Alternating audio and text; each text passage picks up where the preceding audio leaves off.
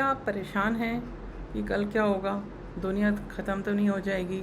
आप कहीं जाएंगे घूमने, वहाँ पर आपको टिकट मिलेगा कि नहीं, पार्किंग मिलेगी कि नहीं, प्लेन में आप बैठ रहे हैं, कहीं टर्बुलेंस होगी तो आप क्या करेंगे, आप सेफली पहुँचेंगे कि नहीं, कितनी बजे आपकी फ़्लाइट होगी, फ़्लाइट लेट तो नहीं हो जाएगी, बच्चा एग्ज़ाम देने जाएगा वो पास तो होगा कि नहीं, रिज़ल्ट क्या आएगा। साइकोलॉजिस्ट ने और साइकेट्रिस्ट ने स्टडीज़ में पाया कि हम उस डर से ज़्यादा परेशान थे जो कि अनसर्टन था। मैं हूं डॉक्टर रमा गर्ग, अजमेर से हूं, गायनेकोलॉजिस्ट हूं। आज हम बात करेंगे अनिश्चितता या uncertainty, the public stressor number 1। अनिश्चितता आपकी सबसे बड़ी परेशानी और चिंता का कारण हो सकती है जिसका आपको पता ही नहीं है। मैंने कई अपने पेशेंट्स को देखा है, IVF पेशेंट्स आती हैं जो ये बोलती हैं कि हमारा रिज़ल्ट क्या आएगा। तो वो जो अनसर्टेनिटी में जीती हैं, आप क्या आएगा कि दो संभावनाएं, या तो पॉजिटिव या नेगेटिव। पर पॉजिटिव आने की मन में इच्छा और नेगेटिव आने का मन में डर, इन दोनों के कॉन्फ्लिक्ट में वो किस चीज़ को ज़्यादा एनर्जी देंगी, क्या नहीं देंगी, उसके ऊपर डिपेंड करेगा उनका शारीरिक और मानसिक स्वास्थ्य कैसा रहेगा। तो साइंटिस्ट ने कई स्टडीज़ की, जैसे वर्ल्ड वॉर के टाइम इस पर्टिकुलर एरिया में आए दिन बॉम्बिंग होती थी। तो जब उन्होंने ये देखा वहाँ जो लोग रहते थे उनको अनसर्टेनिटी थी कभी भी बम फट जाएगा, तो उनके पेट में अल्सर, माइग्रेन और दुनिया भर की ऐसी बीमारियाँ जो कि अनसर्टेनिटी से पैदा हो रही थी वो उनको बहुत ज़्यादा पाई गई।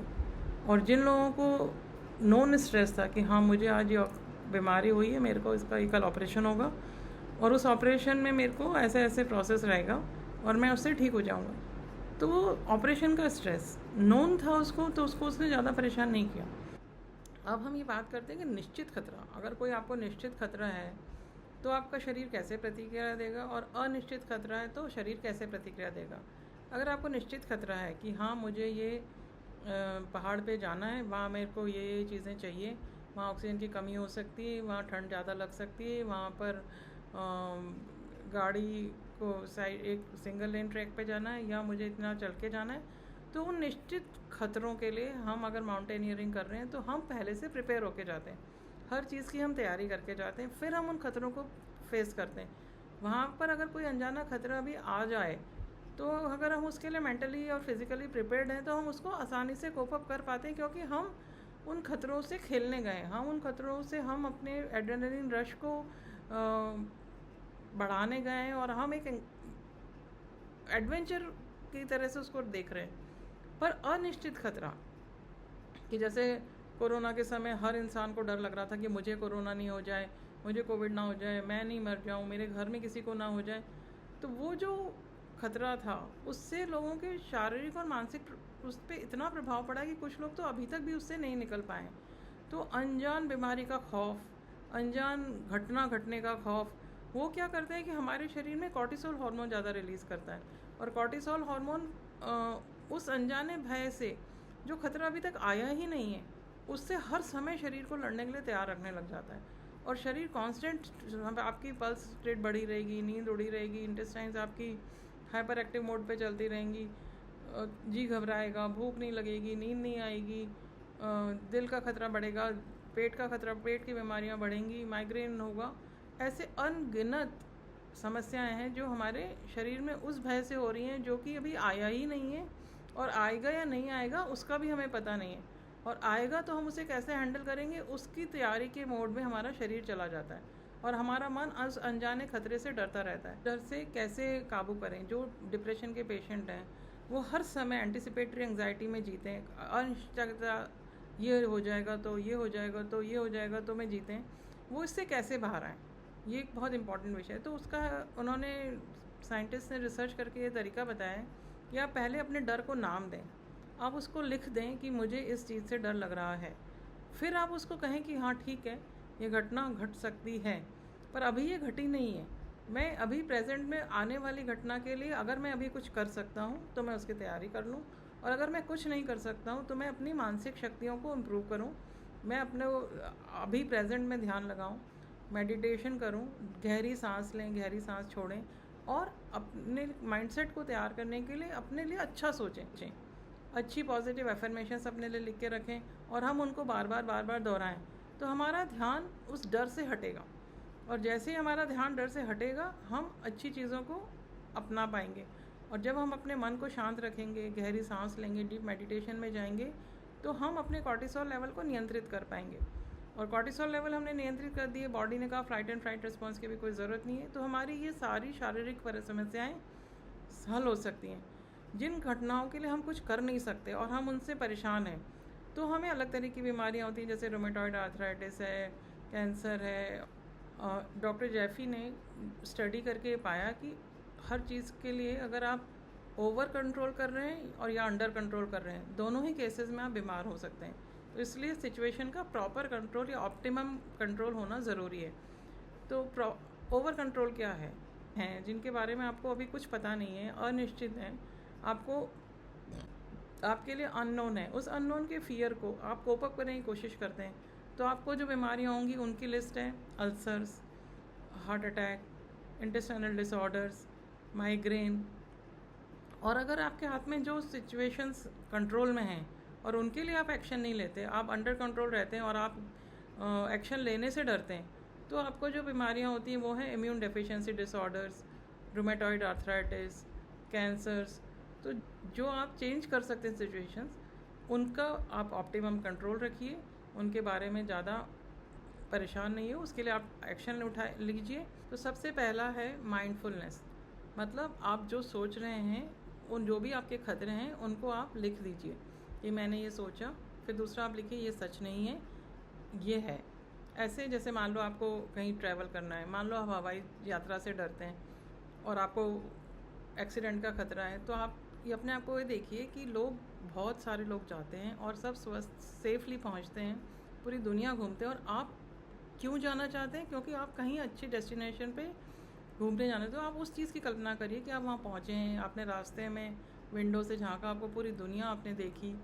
तो जो डर आया उस डर को आपने लिखा, उसके बारे में आपने अच्छे थॉट्स लिए और आपने अच्छा सोचा, तो उससे आप उस अनसर्टेनिटी से बाहर आ पाएंगे।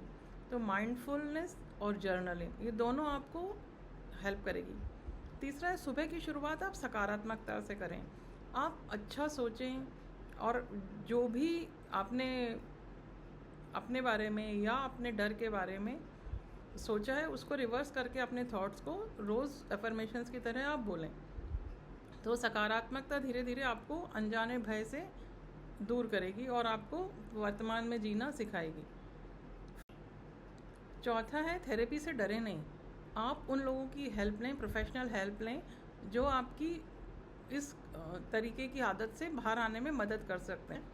डॉक्टर्स ने करवाया उनसे कि 1 घंटे में कि मैं हर 1 घंटे के आखिरी 10 मिनट में उनसे लिखवाया कि इस पूरे घंटे में आपने किस किस बात की चिंता की। फिर नेक्स्ट घंटे उन्होंने लिखवाया कि आपने किस किस बात की चिंता की। तो ऐसे उनके थीम को स्टडी किया कि वो किस बात से चिंतित रहते हैं पूरे दिन भर में, और फिर उस थीम पैटर्न को ठीक करने के लिए उन्होंने कई तरीके की चीज़ें अपनाई।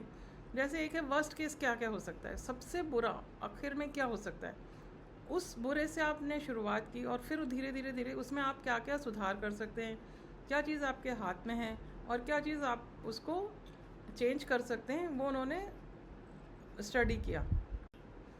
साइकोलॉजिस्ट ने उन लोगों को periods of psychological safety develop करने के लिए कहा। जैसे घर के लोगों ने कहा कि इस पर्टिकुलर एनवायरनमेंट में अगर वो बंदा सेफ़ फील करता है तो वो एनवायरनमेंट क्रिएट किया। कई बार आप अपनी हॉबी कर रहे हैं, कुछ क्रिएटिव काम कर रहे हैं, उस समय आप सेफ़ फील कर रहे हैं, या आप मूवी जा रहे हैं उस समय आप सेफ़ फील कर रहे हैं। तो जो जो चीज़ें जिस समय वो उन चिंताओं से बाहर आ सकते थे, उन चीज़ों को ज़्यादा करने के लिए साइंटिस्ट ने या साइकेट्रिस्ट ने उनको कहा कि आप वो सब चीज़ें करिए जिससे आपका मन चिंता से मुक्त हो। तुरंत चिंता अगर आपको किसी भी चीज़ की हो रही है तो उसका एक मैंने सबसे अच्छा तरीका बताया, एक्सरसाइज करने निकल जाओ। आप अपनी एरोबिक्स एक्सरसाइज चालू कर दो, वॉक चालू कर दो, रनिंग चालू कर दो, और जैसे ही आप उसमें इंडल्ज होंगे आपके दर्द गायब हो जाएंगे, आपकी चिंता गायब हो जाएगी। और जब तक आपको पसीना ना आए तब तक आप एक्सरसाइज करो, उससे आपके हैप्पीनेस हार्मोन रिलीज़ होंगे, और जब हैप्पीनेस हार्मोन रिलीज़ होंगे तो नेचुरली सैडनेस गायब हो जाएगी। या तो आप गार्डनिंग करने लग जाइए, अपने खड्डा खोदिए, गार्डन में कुछ लगाइए, पौधा लगाइए, घर की क्लीनिंग करिए, कार की पॉलिश करिए, डांस करिए। जो भी चीज़ आपको पसंद है वो आप स्टार्ट कर दीजिए। उससे क्या होगा कि आपका माइंडसेट चेंज हो जाएगा। एक और मैंने बहुत इंपॉर्टेंट तरीका पहले भी डिस्कस किया, आप अपने फ्रेंड से बात करिए। Friends are the best healers. वो आपको आपकी उन घटनाओं के बारे में भी याद दिलाएंगे जो पास्ट में भी इस तरह की हुई हैं और आपने उससे कोप अप किया है। जैसे मान लो आप कभी अपने बच्चों की बीमारी से डर रहे हैं, उसके बारे में बात करेंगे, उसको खांसी जुकाम बुखार हो गया और ठीक होगा कि नहीं होगा, तो वो दोस्त आपको वो पुरानी उन चीज़ों के बारे में ध्यान दिलाएगा कि पहले भी इसको ये घटना हो रखी है, तब भी तो ये ठीक हुआ था, तो अब भी हो जाएगा। तो इस विषय में एक बहुत इम्पॉर्टेंट चीज़ है, थेरेपी का एक पार्ट है कि आप अनजानी खबरों को देखना बंद करें, न्यूज़ देखने से बचें।